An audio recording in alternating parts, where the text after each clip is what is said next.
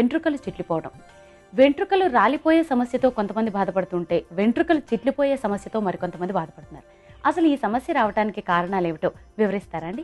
జుట్టు ఎలా ఉంటుంది, చిట్లిపోతాయా లేకపోతే ఎండిపోయినట్టు ఉంటుందా, జిడ్డుగా ఉంటాయా అన్నది కూడా మన శరీర ప్రకృతి మీద ఆధారపడి ఉంటుందన్నమాట. అందులో ఈ చిట్లిపోవడం అనే సమస్య ముఖ్యంగా వాత ప్రకృతి అంటే వాత శరీర ప్రకృతి ఉన్న వాళ్ళలో ఎక్కువగా కనపడుతుంటుంది. మనం చూస్తే అందరికీ ఉండదు ఈ సమస్య. ఈ వాత ప్రకృతి ఉన్న వాళ్ళకి ఏంటంటే ఒక ఎండిపోవడం అంటాం కదా, శరీరంలో ఉన్నటువంటి నీటి శాతం బాగా ఎండిపోవడం, జుట్టు కొంచెం ఎండిపోయినట్టుగా అయిపోయి చిగుళ్ళు పగిలిపోవటం, నిర్జీవంగా కనపడుతూ ఉంటుంది ఈ వాత ప్రకృతి ఉన్నటువంటి జుట్టు అనమాట. అందుకని ఏంటంటే ప్రత్యేకించి వేరే కారణాలు, సహజ సిద్ధంగా ఉండే కారణాలు వేరేగా ఏమి ఉండవు, కానీ సామాన్యంగా ఈ వాత ప్రకృతి ఉండే వాళ్ళలో ఎక్కువగా చిట్లిపోవడం అని కనిపిస్తుంది. డాక్టర్ గారు, మరి ఈ జుట్టు చిట్లకుండా ఉండాలంటే ఎటువంటి జాగ్రత్తలు తీసుకోవాలో వివరిస్తారా అండి? అలాగేనమ్మా.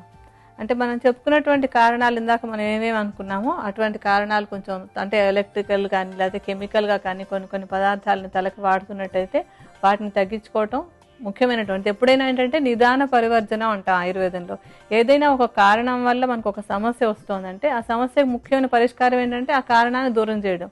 అలా కాదు, ఆ కారణం అలాగే ఉంచుకున్నా సరే తగ్గాలి అనిపిస్తే కూడా కొన్ని మార్గాలు అనుసరించవచ్చు. కానీ తేలికగా పరిష్కారం అవ్వాలంటే ఏంటంటే ఏ కారణం వల్ల అయితే ప్రాబ్లం వస్తుందో ఆ కారణానికి దూరంగా ఉండడానికి ముఖ్యమైనటువంటి పరిష్కార మార్గం. అయితే ఇంకా కొన్ని చిన్న సూచనలు అవి కూడా మనం పాటించవచ్చు దీంట్లో.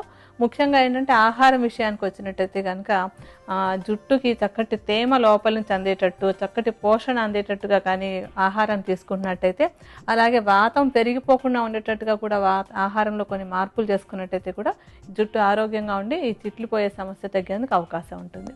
అందులో తీసుకోవాల్సినవి ఏమేంటంటే ముఖ్యంగా కొంచెం ద్రవ పదార్థాలు ఎక్కువగా తీసుకుంటూ ఉండాలి. అంటే కొంచెం మంచినీళ్ళన్నీ బాగా తాగుతూ ఉండండి. కొంతమందికి ఏంటంటే నీళ్ళు తాగే అలవాటు చాలా తక్కువగా ఉంటుంటుంది. అలా కాకుండా కనీసం రోజుకు ఒక 10 గ్లాసులు మంచినీళ్ళు తాగుతూ ఉండటం ఒక మంచి అలవాటు.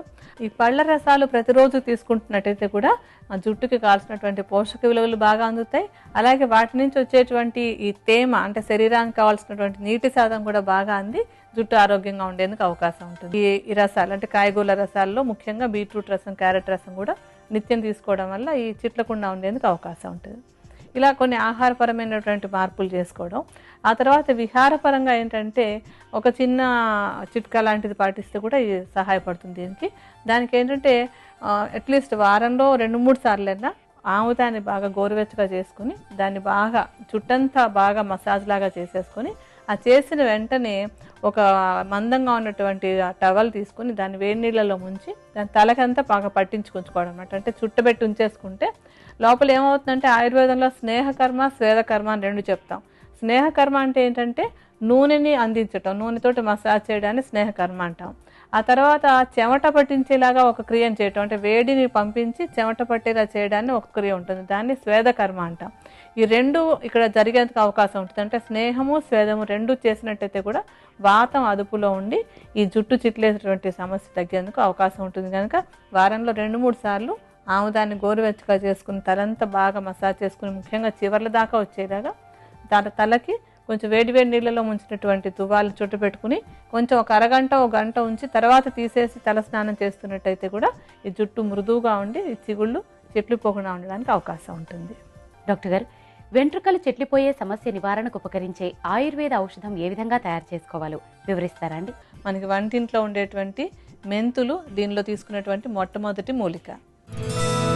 మెంతులు ఏంటంటే జుట్టుకి చాలా మంచి టానిక్ లాగా పనిచేస్తాయి. మనం రకరకాల అంటే తలకి వాడేటువంటి కొన్ని తలంటి పోసుకునే పౌడర్లో కానీ లేకపోతే ప్యాక్లా వాడుకునే వాటిలో కానీ ఈ మెంతుల్ని వాడినట్టయితే చుండ్రు తగ్గడానికి అన్నింటికి కూడా మెంతులు వాడుతూ ఉంటాం అనమాట.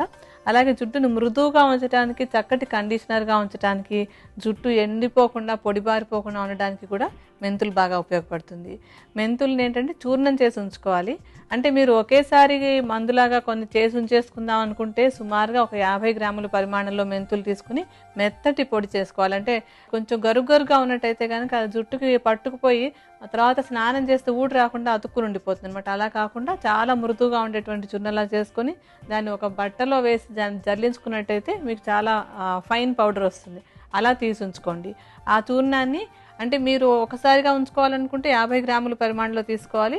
అలా కాకుండా ఎప్పటికప్పుడు మీరు తీసుకుందాం అనుకుంటే కనుక 1 చెంచా చూర్ణం సరిపోతుంది. ఇప్పుడు మనం 1 చెంచా చూర్ణాన్ని తీసుకుని విడిగా ఒక దాంట్లో వేసుకోవాలి. దీంతో పాటుగా మనకు కావాల్సినటువంటి మరొక ద్రవ్యం ఏంటంటే మినప్పప్పు. మినప్పప్పు ఏంటంటే వాతహరంగా, ఇందాక మనం చెప్పుకున్నాం కదా, వాత దోషం ఎక్కువగా ఉన్న వాళ్ళలో ఈ చిట్లిపోవటం అనే సమస్య ఎక్కువగా వస్తుందని చెప్పి, ఈ వాతం తగ్గడానికి, అలాగే ఇందులో ఉన్నటువంటి ప్రోటీన్ చాలా మంచి ప్రోటీన్స్ ఉంటాయి, అవి కూడా జుట్టుకి చక్కటి పోషక విలువలను కూడా అందిస్తాయి, మృదువుగా తయారు చేయడానికి కూడా ఉపయోగపడతాయి ఇవి. మీరు అంటే ఒకేసారిగా కొంచెం ఔషధం తయారు చేసి ఉంచుకుందాం అనుకుంటే, ఇందాక చెప్పాను కదా మెంతులు 50 గ్రాములు కావాలని, అలాగే ఏంటంటే దీన్ని ఒక 250 గ్రాములు అంటే ఒక పావు కిలో మినపప్పుని బాగా మెత్తటి పిండిలా చేసుకోవాలన్నమాట.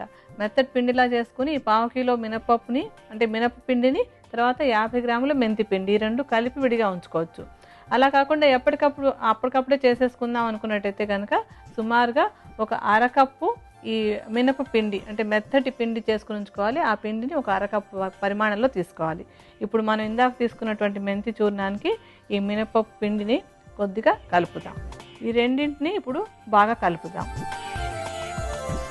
ఈ మిశ్రమానికి ఇప్పుడు తగినంత పెరుగు కలపాలి.